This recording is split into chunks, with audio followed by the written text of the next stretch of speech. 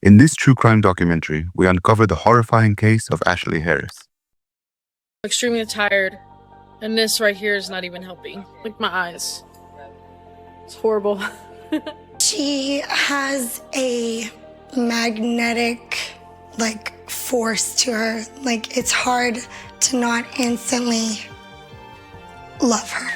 Hey, have you checked on your girl? There was a fire in her apartment. And immediately, I thought, Nala, Ashley's dog. And I called her and I said, where's Ashley? Where's Nala?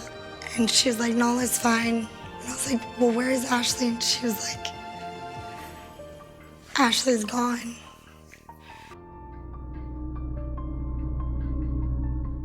Our story today takes us to the city of Fort Worth, located in North Texas. Fort Worth was founded in 1849 as a military post along the Trinity River. Over time, it grew into one of the state's largest and most prosperous cities, earning the nickname where the West begins for its deep roots in the spirit of the old American frontier. It was here that Ashlea Harris was born on November 2nd, 1983, the middle of three daughters to Monica Cassidy and Thomas Harris. She shared a special bond with her mother. During her childhood, her parents eventually divorced, and Monica later remarried a man named Chuck. The adjustment was difficult for the girls, but they adapted, and life slowly settled again. As the years passed, both Monica and Thomas built new families, expanding what became a warm blended household. She grew into a bright, caring teenager full of humor and energy. Relationships came naturally to her, and she was known as someone who could make anyone feel comfortable. Her father Thomas and stepfather Chuck both worked in law enforcement, and many believed she would one day follow the same path. Though she showed interest in that world, her plans changed after graduating high school. Ashley started working at Blockbuster Video while trying to figure out what she wanted to do next. There, she met a customer named Laura Love, a woman a few years older than her. Within 8 months, their friendship had deepened into something much stronger. Throughout high school, Ashley had dated men and saw herself as straight, but her connection with Laura made her question everything. She thought she knew about herself. The more time they spent together, the stronger the feelings grew, until she finally realized she had fallen in love. Laura felt the same. The discovery was thrilling for Ashley, but also terrifying, because it challenged an identity she had always believed in. In the fall of 2011, Ashley landed a job at American Eagle Outfitters. She had no idea that the very job that once made her so happy would eventually play a central role in the end of her life. After about a year and a half of hard work, she was promoted to assistant store manager. Her boss, Chris Kravitz, had 2 assistants, but Ashley quickly became his favorite because of her dedication and sharp attention to detail. She noticed everything. Nothing escaped her eyes. By late November 2014, the store was buzzing with energy, preparing for the most intense day of the retail year, Black Friday. In 2013, the store had made over $117,000 in sales, and expectations for 2014 were even higher, possibly reaching $150,000 on this day. Every employee understood how important this day was, and Ashley was at the center of it all, one of the key people making sure everything went smoothly. At 8 o'clock that morning, lines of eager shoppers were already wrapping around the mall. Inside American Eagle, the staff was ready to open the doors. But as the minutes passed, there was one person missing: Ashlea Harris. At first, no one panicked, but what her co-workers didn't know was that at that very moment, a man was dialing 911. And the call he made would mark the beginning of Black Friday 2014 as one of the darkest and most terrifying days in Fort Worth's history. Fire department, what's the address of your emergency? Yeah, hi. I'm gonna live over at River Ranch Apartments, and I think there's a fire upstairs in the apartment above me. Stay with me. I'll get someone in there. The man who made that 911 call was Patrick Sweet, a neighbor and close friend of Ashlea Harris. When Patrick stepped outside his apartment that morning, he quickly realized he wasn't the only one who had seen it. The fire was massive. Flames were roaring from Ashley's unit, and thick black smoke was rising high enough to be seen across the city. Neighbors began gathering outside, trying to get close enough to check if anyone was inside, but the heat was overwhelming. Within 7 minutes, fire trucks and police units arrived at the scene, but the fire was already spreading fast. Firefighters battled the blaze for nearly 3 hours before they were able to get it under control. For a while, there was hope. Many of the neighbors believed Ashlea couldn't have been inside. It was Black Friday after all, and she was supposed to be at work early that morning. But the relief didn't last long. Once the flames were finally extinguished and investigators entered the apartment, everything changed. For the people outside the building, the first sign that something was wrong came when firefighters radioed out a request for a detective on scene. That could only mean one thing: they suspected the fire had been intentionally set. What they didn't know yet was that the request wasn't just about arson. It was also because a body had been found inside. This morning, there are more questions than answers after a Fort Worth woman was killed and an apartment was set on fire. Friday morning, firefighters found the 31-year-old victim inside a unit of the River Ranch Apartments near Hewlin Mall.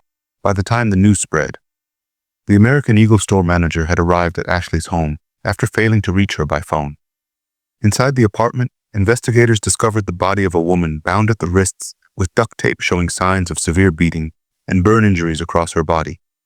Fire investigator Hood Jr. determined almost immediately that there were multiple points of ignition inside the apartment, including the bed and the closet. Traces of a flammable liquid were found on the bed frame, along with an empty bottle of rubbing alcohol nearby. The burn pattern on the victim's body suggested the accelerant had been poured directly on several areas before the fire was started. But something about the scene didn't add up. Hood noted that most arsonists don't use rubbing alcohol because it burns too slowly and not hot enough to destroy evidence effectively. To him, that meant the fire was not part of the original plan. It looked more like an afterthought, something done in panic after the murder. He had two reasons for that conclusion. First, the choice of accelerant was strange. Second, the sprinkler system in the apartment was clearly visible. If the killer had planned to set the fire from the start, they would have disabled the sprinklers beforehand. Those same sprinklers had prevented the fire from consuming all the evidence. If the killer had been smarter, he might never have lit the match. Detective Jerry Siddell soon arrived and took over the case. His first order to the team was simple: process everything. The apartment was searched from top to bottom. Ashlea's makeup bag and wallet were found open on the bathroom counter, and her driver's license photo confirmed the victim's identity as Ashlea Harris. Outside the scene, the atmosphere was pure devastation. Her friends and family gathered in shock, grieving the loss of a woman they believed had died in a tragic accident. But Detective Siddell already had doubts. Robbery didn't fit. Her wallet and valuables were still there. Only one thing was missing: her keychain. A small detail at the time, but one that would later become crucial. Detectives began questioning friends and co-workers about any romantic troubles or jealous exes, but everyone insisted Ashlea had no problems with anyone. Still, one woman stood out. She was crying harder than anyone else. Her name was Alexis. Alexis told investigators she had spent the entire previous day with Ashlea right up until 4 in the morning. They had gone back to Ashlea's apartment after a night out and stayed up talking until Ashlea finally said she needed to sleep because she had to wake up by 7 for work. Alexis said she left around 3:30 and promised to call at 6:30 to wake her up. When she called multiple times and got no answer, she drove over worried that her friend had overslept. Then she mentioned one final detail that made detectives stop and think. She said when she left that night, Ashlea had locked the door behind her with her key, meaning the missing keychain had been inside the apartment when she died. While Siddell was processing that information, Patrick Sweet, the same neighbor who had called 911, approached him. He introduced himself as a retired police officer and said he'd noticed something strange before the fire. Earlier that day, around 6:30 a.m., he'd been unable to sleep and was standing on his balcony smoking a cigarette when he saw a black Infiniti parked outside the building. A car he'd never seen there before. A few minutes before the fire alarms went off, he saw that same car speeding away from the scene. By now, more than 50 people had gathered outside, watching the smoldering remains of Ashlea's apartment. Word spread quickly about the mysterious black Infiniti that had fled moments before the fire. To most people, it was just a curious detail, but for American Eagle manager Chris Kravitz, it sent a chill through his spine. He rushed straight to Detective Siddell and said the words that would steer the entire investigation in a new direction. "I know who that car belongs to." At that moment, detectives pulled Chris Kravitz away from the crowd and asked him to tell them everything he knew. Chris didn't hesitate. He said there was only one person he and Ashlea both knew who drove a black Infiniti. Her name was Carter Carol Cervantes. The investigators immediately grew interested. They spent hours that day at the crime scene, and much of that time was dedicated to listening to Chris's statement. Looking for answers in a fire in Fort Worth. The apartment complex is on King Ranch Road near Hewlin Mall. Firefighters were called there and discovered a woman's body inside the apartment where the fire started. NBC5's Jocelyn Lockwood has been at the complex all day, and Jocelyn, investigators are tight-lipped about this one. Yeah, there are still a lot of questions surrounding what happened here, but Fort Worth police are still here nearly 10 hours after the first. Chris explained that Carter was 25 years old. She had first been hired at the American Eagle branch in Amarillo, where she worked for quite some time and was later promoted to assistant manager. When she was just 24, co-workers had described her as friendly on the surface, but quietly intimidating behind the scenes. People said it was best to stay on her good side, because if she disliked you, she could make your work life miserable. She liked to be in control and often stirred tension among the staff, though nothing serious enough had ever been officially reported. Everything remained typical workplace gossip until she hired a 19-year-old employee named David Mallory Jr. Not only did she treat him differently, but rumors quickly spread that the two were romantically involved, a direct violation of company policy since she was his supervisor. When word reached the regional manager, Carter was given two choices: resign or transfer to another location. She was given a chance to transfer instead of being fired. She agreed and asked to be moved. Strangely, though, she chose to relocate all the way to Fort Worth, 6 hours away to the Hewlin Mall branch, the same store where Ashlea Harris worked as an assistant manager. David didn't last much longer at the Amarillo store after Carter's transfer. He missed 3 consecutive shifts and was terminated, marked in the system as not eligible for rehire. Shortly afterward, he moved to Fort Worth and began living with Carter. Within weeks of Carter's arrival, rumors began circulating that she harbored resentment toward Ashlea, who was well liked by everyone and seen as the heart of the store. Chris said he had been surprised to hear that because Ashlea was one of his best employees. In June 2014, Chris went on medical leave for surgery. Trusting Ashlea completely, he temporarily promoted her to acting store manager. That promotion infuriated Carter. When Chris returned, she hadn't caused any open conflict, but during his absence, she'd found a way to manipulate the company system. She secretly rehired her boyfriend David at the Fort Worth store using a fake social security number, so his previous termination wouldn't appear in the records. No one noticed because most of the team didn't know who he was. Then 2 months later, on August 24th, the Fort Worth store was robbed. It happened right after Texas's annual tax-free weekend, one of the busiest times of the year for retailers when sales skyrocket. That Sunday, the store's cash deposits from the weekend, about $18,000, was still locked in the safe. The next morning, Ashlea arrived for her shift and discovered the safe open and the money gone. Surveillance footage showed someone walking straight to the safe, opening it with ease and leaving quietly. No alarm was triggered. The person didn't search or hesitate. They knew exactly where the cash was kept and how to access it. That meant they had a key. Someone who worked or had worked at American Eagle. Ashlea reviewed the footage closely. The timestamp showed 1:14 a.m. on August 24th. The key used was found later inside the safe itself, and it belonged to another assistant manager named Yasmin. But Yasmin hadn't closed the store that night, and the person in the video didn't match her appearance. Investigators also learned that the back door had been left slightly open, making it easy for the thief to slip in undetected. Everyone became convinced that the robbery had come from inside the store. Ashlea herself was certain that the person who entered that night was David Mallory, and by extension, Carter Cervantes, because she was his girlfriend and the one who had closed the store that evening. Yasmin later told Chris that the day before the robbery, she had left the store keys on the counter for about 5 minutes while folding jeans nearby. Carter had been standing close enough to see exactly where she placed them. That same night, Carter insisted on taking the trash out herself, something she never usually did. She carried the bags through the back door, and when she came back, she failed to lock it properly, leaving it cracked open just enough for someone to slip in later, to detectives and to Ashlea. That detail didn't look like an accident. At that time, Chris still didn't know that Carter had secretly rehired David at the same store using a fake social security number. Once the full picture came together, both he and Ashlea confronted her and informed her she was suspended pending investigation. Carter quietly handed over her keys and walked out without protest. A week later, Chris called to tell her she was officially terminated for leaving the store unsecured. She exploded with anger, demanding the number for the regional manager. Though everyone, including Ashlea, believed Carter and David were responsible, the police didn't have enough evidence to arrest them. No one was charged, and the case faded away. But it didn't fade for Ashlea. She was the only one who said it out loud that she believed Carter had orchestrated the theft. And not long after that, both Carter and David were gone from American Eagle for good. Carter was fired, and David stopped showing up to his shifts until he too was dismissed. And now detectives began to realize that the robbery at American Eagle might not have been an isolated crime. It might have been the first step in a plan that would end with Ashlea Harris's murder. After hearing everything from Chris Kravitz's detective Jerry Seidel, became convinced they were finally on the right path. He immediately requested 2 warrants, one for the phone records of David Mallory and Carter Cervantes, and another to search both of their vehicles. The evidence that would later emerge would shock everyone, but for the moment, Seidel had to wait for authorization.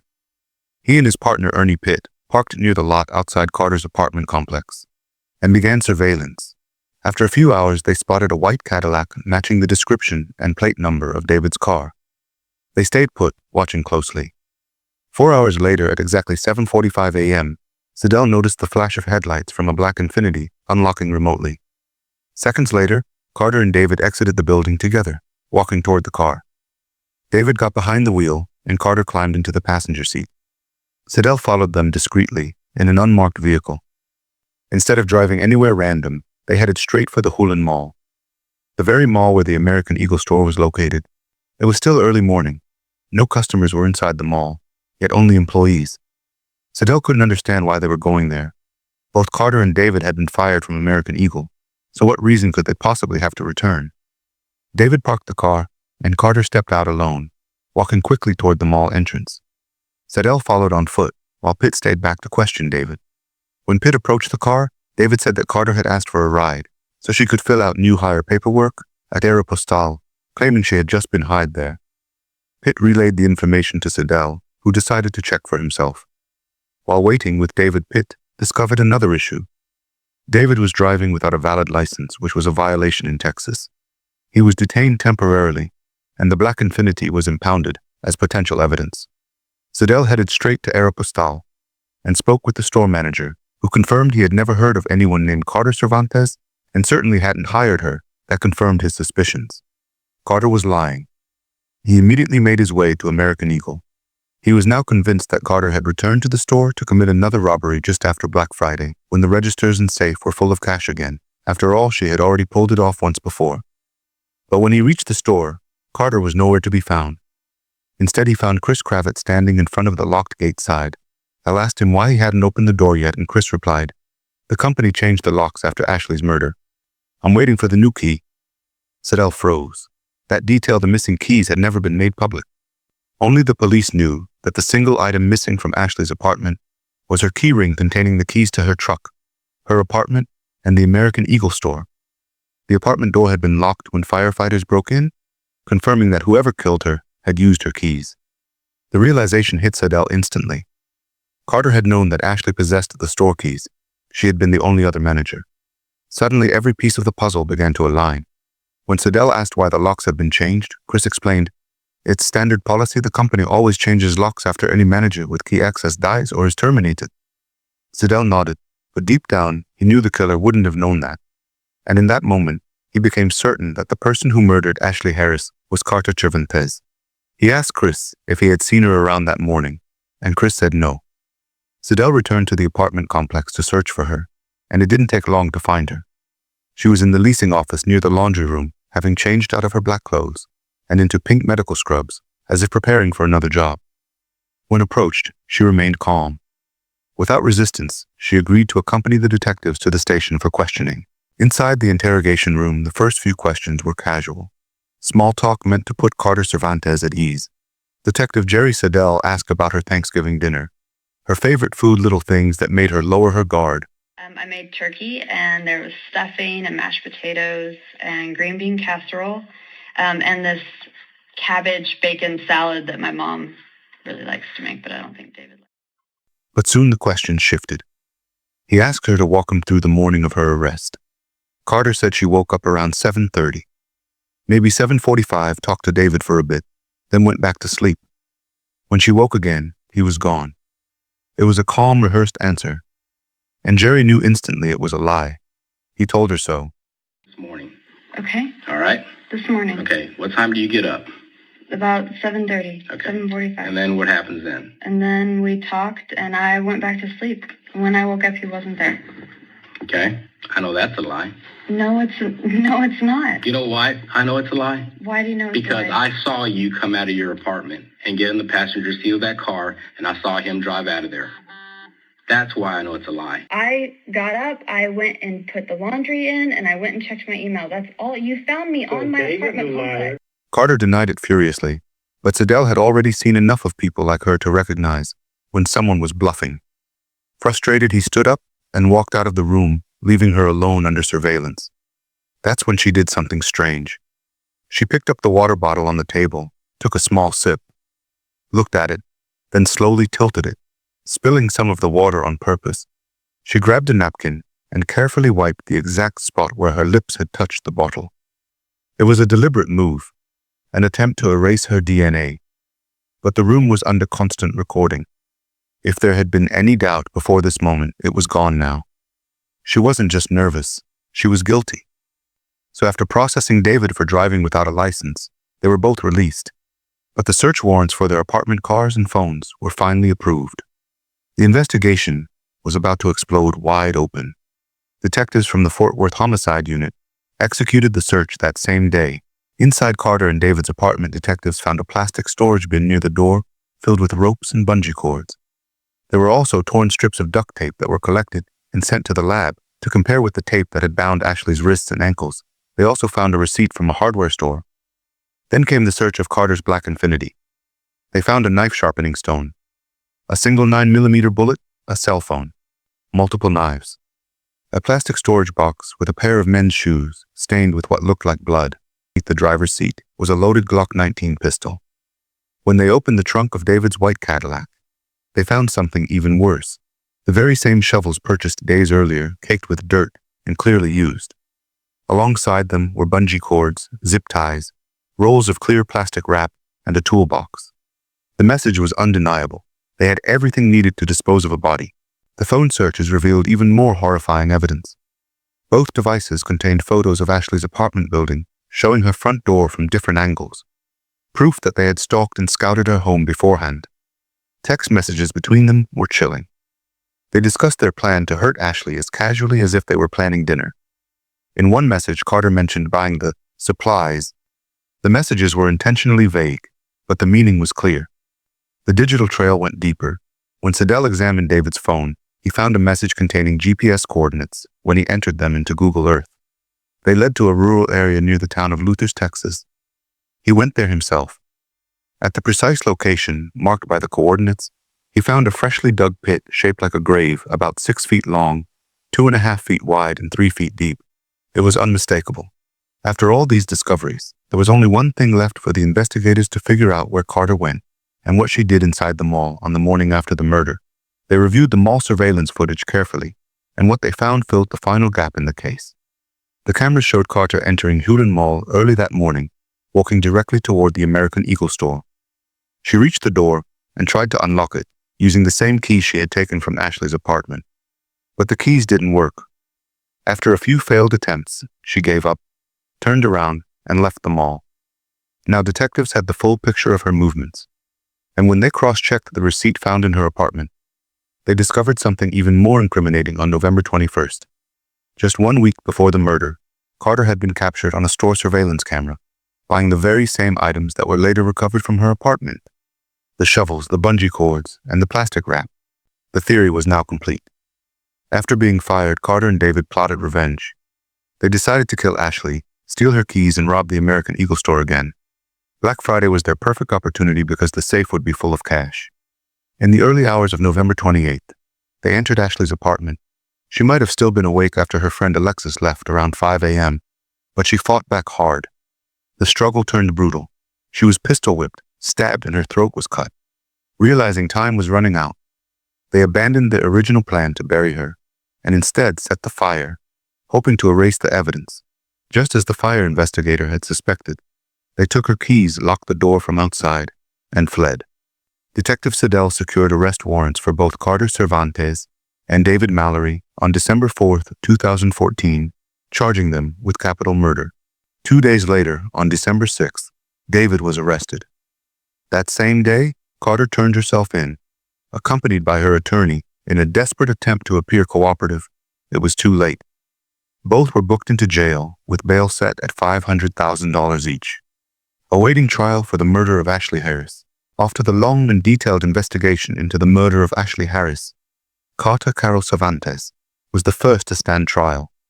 She took the stand and spun every lie she could think of, trying to save herself. But the mountain of evidence against her was impossible to ignore. On May 26, 2016, the jury found her guilty of capital murder, and the judge sentenced her to life in prison without the possibility of parole. A year later, in August 2017, her partner David Mallory faced his own trial.